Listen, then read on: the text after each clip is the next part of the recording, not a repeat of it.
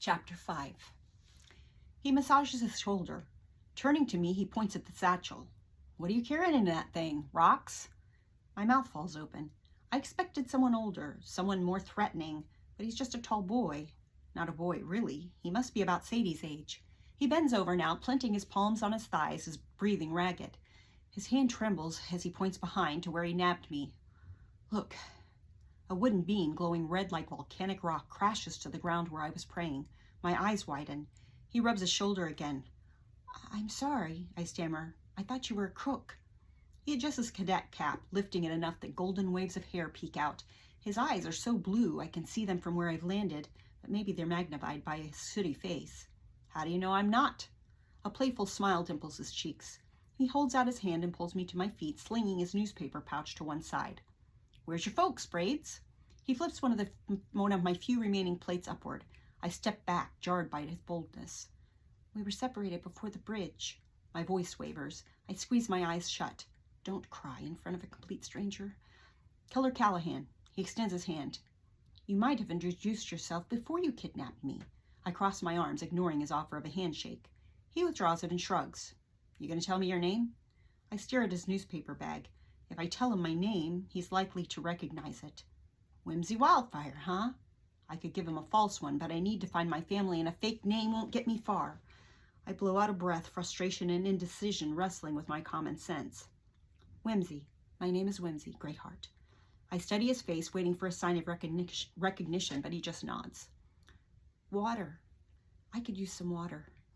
He reaches into a pocket and pulls out a flask. He unscrews the cap and offers the bottle to me. I stare at it, concerned about its contents, then take it. I gulp, then lift it to my lips and sip from it. The cool water swishes in my mouth, bathing my tongue and my teeth. My throat nearly sings with relief. He starts walking. I follow. Thank you. I hand back the flask, but he pushes it back toward me. Drink more if you need to. I nod and take another swig. His stride is long, and he might wish to be rid of me, but he's proved he knows his way, and I tremble at being left on my own again. I haven't managed very well by myself so far. Wherever I ended up, it didn't seem anywhere close to the lake. This time, when I hold out the flask, he takes it and shoves it in his pocket. Keller scans the carmine horizon. He looks to his left and to his right and halts. He must be assessing an escape route. Papa said newsboys know every thoroughfare. How much should I trust him? Not that I had a coin on me since I gave my last one to Annie, but if he'd wanted to rob me, he had ample opportunity. Hang tight. He offers his arm, and I grab hold as we merge with a throng of people. I won't refuse help again. He pulls a roll of hub wafers from his pocket, unwraps the waxy paper, pops a disc in his mouth, and then offers one to me. Dinner before the play was hours ago, and my stomach rumbles. I take one. The chalky candy dissolves on my tongue, and the icy wintergreen blast helps me forget the surrounding heat for a moment. I think my family will be at the lake. Do you know how to get there? He nods. Exactly where we're headed. Safest distance from the fire. I release a breath. He pats my hand, and the small gesture comforts me. Why didn't you let me know I was in danger before dragging me behind you? He smiles, showing off straight white teeth. Would you have come with me? I lift my chin and turn my head away. I don't know, since I wasn't given a choice. There wasn't time to explain. Not many girls like you end up on that side of town. His moon-glow blue eyes stare at my dress. I wasn't sure if you'd listen to me, but I knew somebody less friendly might come along, so I thought it'd be wiser to get you out of there and explain later. My cheeks warm, but not from the heat. I tousle my mussed curls with my free hand and then wipe the gray ash covering my dress. The toes of the scuffed boots are visible under the fine fabric of my gown. My shoulders shake with laughter. Keller's eyebrows raise. Care to let me in on the joke? Unless you knew my mother, it wouldn't make sense. She's always been, my nose wrinkles, particular about my appearance. He bites his lower lip, but seems to swallow a chuckle. What? He trails a finger from my forehead to my nose. My head rears back. A laugh bursts from him as he turns a black smudged finger toward me. Then she would love your ore miner impersonation. My mouth drops open, but I laugh too and wipe as much soot from my face as I can manage. Snatches of conversation close in around us, and the light-hearted moment ends. A man with a thick German accent says the fire started on DeKoven Street. No fire has ever jumped the river before, and wind blowing in from the southern part of the city brings the fear of how far this conflagration will reach. A well-dressed woman pleads with her husband to head to the nearest train depot so they might escape this madness. Excuse me, ma'am. Keller taps the woman on the shoulder. She leans into her husband, her gaze on Keller wary. Are trains still leaving the city? Are they still selling tickets? She's half turned away as if we were eavesdropping, but it's impossible in this thick crowd not to hear every word around us. Without answering, she pushes her husband sideways as if to put distance between us. Keller shrugs. I clear my throat. Are you planning on leaving Chicago? It's not my business. I've only just met him, but the urgency in his voice sparks my curiosity. May as well. He waves a hand at the destruction surrounding us.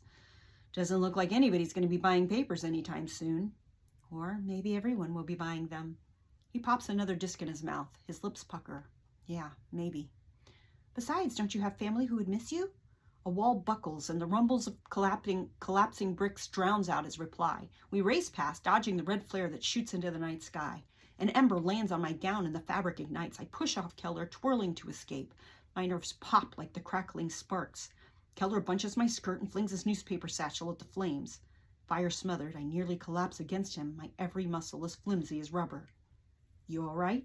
He swings my arm around his shoulder and props me up. I press a hand against my chest. My heartbeat slows to a normal rhythm. I gulp and nod. Yes, I'm better now. Thank you. I slide my arm from around him. He offers his again, and I place my hand in the crook. We near State Street. A policeman kneels in front of a young girl seated on a trunk. No, my mommy said to stay here. I'm not leaving without my mommy. The girl shakes her dark curls. Her mouth sets into a stubborn line. The police officer runs a hand through his graying hair. Has anyone seen this girl's mother? He stands and turns in a slow circle, facing those who've stopped long enough to hear his shout. A man points to a burning building, now a column of fire. He cups a hand over his mouth. Went in there! My throat closes. The poor thing. The policeman stares at the disintegrating building. His dark eye circles and haggard face indicate he's had little sleep. The girl crosses her arms and swings her legs. My mommy's coming back. The few people who stopped scatter in different directions. The policeman mounts his horse, posture and shoulders sagging. He pauses and stares at the girl. His jaw trembles. Then he turns his horse and tweets a wooden whistle in an attempt to direct the surrounding chaos. My hand drops from Keller's arm. We should help her. Keller frowns. Would you leave if it was your mother? Still, she shouldn't stay here by herself. He gathers my hand in his, giving a squeeze. Don't worry. When she's ready, somebody will come along and get her to where she needs to go. He removes his cadet cap, swipes at his sweaty forehead, then replaces it again. I shudder. But the fire. The police will get her out of here before harm comes to her. He tugs lightly on my hand. Come on. With the after-midnight sky growing bright with flames, I pray that's true. I bow my head and whisper a quick prayer that the girl's mother might return to her. As much as I want to help her, I can't allow another little girl's plight to hinder me from finding my family. Sniffling, I dab the tears from my eyes and turn to the fierce, swirling wind, a sure sign we're getting nearer to the lake. The side-by-side openings of the LaSalle Street tunnel loom before us like an open sepulchre. The smaller arch entrance of the pedestrian side overflows with people. Keller pulls me toward the wider carriage entrance. We'll have to hug the wall if a carriage comes through, but I think we'll get to the lake quicker this way. White spots dance in my vision as the darkness of the tunnel overcomes hours of blinding firelight. Mildew and dampness cling to the bricks. Keller's arm tenses. I loosen my grip since I must be holding on too tight, but as my eyesight adjusts, I make out the silhouettes of two men. They're standing in our path.